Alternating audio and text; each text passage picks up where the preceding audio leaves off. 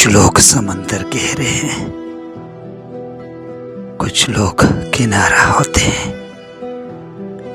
کچھ ڈوبنے والی جانوں کو تنکوں کا سہارا ہوتے ہیں، کچھ لوگ چٹانوں کا سینہ، کچھ ریت گرندہ چھوٹا سا،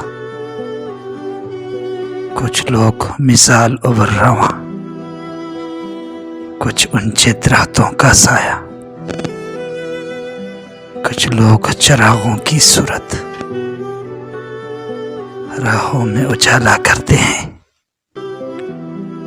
کچھ لوگ اندھیروں کی کالک چہرے پر اجالا کرتے ہیں، کچھ لوگ سفر میں ملتے ہیں، دو گام چلے اور راستے الگ، کچھ لوگ نبھاتے ہیں ایسا ہوتے ہی نہیں دھڑکن سے الگ۔ کیا حال سنائے اپنا تمہیں،